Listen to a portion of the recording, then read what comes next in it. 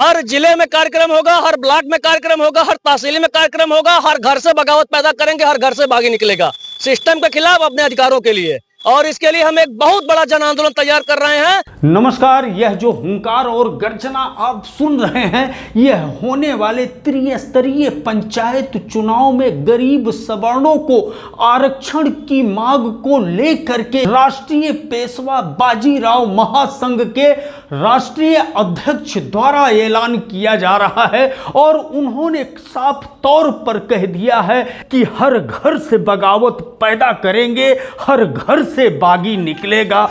और जो भी सवर्ण सांसद, विधायक और अन्य पदाधिकारी और जनप्रतिनिधि हैं, अगर उनके बात का और उनके आंदोलन का समर्थन नहीं करेंगे तो उनको भी विरोध का सामना करना पड़ेगा। उनके नाक में दम कर देंगे और सरकार को हिलाने की कोशिश करेंगे। प्रदेश से लेकर के दिल्ली तक सीधे इनका आंदोलन होगा, गांव-गांव में यह आंदोलन करेंगे, इस तरह का ऐलान कर रहे हैं। हम आपको लेकर के चलते हैं सीधे अंबेडकर नगर जनपद मुख्यालय के कलेक्ट्रेट कार्यालय की तरफ, जहां पर बाबा साहब भीमराव अंबेडकर के प्रतिमा के समक्ष आंदोलन कर रहे हैं राष्ट्रीय पेशवा बाजीराव महासंघ के लोग। और क्या कुछ कहते हैं राष्ट्रीय अध्यक्ष गुलाब सिंह, सुनते हैं उनका जोशीला बयान। देखिए श्रीमान जी, राष्ट्रीय पेशवा बाजीराव महासंघ सवर्ण समाज यानी सरकारी अछूतों के लिए 10% का आरक्षण पंचायती चुनाव में लागू करे, ये हमारी पहली मांग है। क्योंकि जब 10% आरक्षण सरकार ने हमको दिया तो वो सिर्फ एक सीमित जगहों पे दिया, सारे जगहों पे लागू नहीं किया। जहां जहां पिछड़े और दलितों के लिए आरक्षण जिन जिन क्षेत्रों में लागू है, वहां वहां सवर्णों के लिए भी आरक्षण लागू होना चाहिए। तो हमारी पहली मांग है कि 10% का आरक्षण सरकार पंचायती चुनाव में सवर्णों के लिए सीटें आरक्षित करे। दूसरी मांग ये है, EWS जो इन्होंने बनाया है उसकी शक्तियों की सुरक्षा के लिए, अधिकारों की सुरक्षा के लिए EWS आयोग अथवा सवर्ण आयोग का गठन हो। और तीसरी सबसे बड़ी मांग यह है कि गरीब सवर्णों के लिए सवर्ण आयोग अथवा EWS आयोग का सरकार अविलंब गठन करे।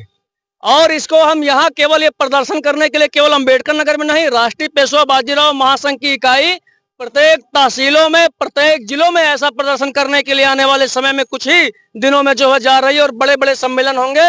और उसके बाद अगर सरकार के कान में जू नहीं रेंगता है तो इसको हम एक जन आंदोलन बना करके लखनऊ में भी जो है राष्ट्रीय पेशवा बाजीराव महासंघ अपनी पूरी ताकत के साथ अपनी आवाज उठाने का काम करेगा।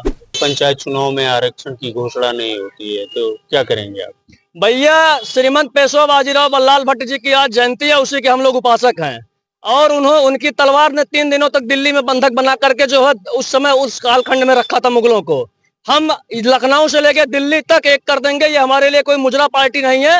राष्ट्रीय पेशवा बाजीराव महासंघ और हमारा लक्ष्य इसी तरीके से, जिस तरीके से नवरात्रि में व्रत होता है माँ भवानी का।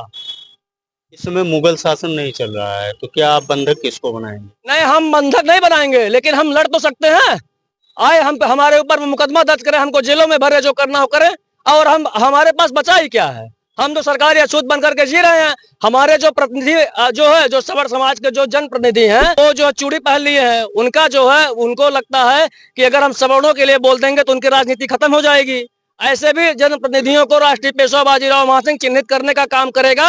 और उनके खिलाफ, वो भले ही सवर्ण समाज के हैं, जो हमारे विचारों से प्रत्यक्ष अथवा अप्रत्यक्ष रूप से हमको सहयोग नहीं दे सकते हैं, वो केवल जाति के नाम पे चुनाव में केवल वोट मांगने के लिए आते हैं, हम उनका भी विरोध करेंगे और यथाशक्ति विरोध करेंगे। अगर पंचायत, एक बार पुनः वही सवाल कि अगर पंचायत चुनाव के पहले सरकार घोषणा नहीं करती है सवर्ण आरक्षण की तो आपका क्या कदम होगा?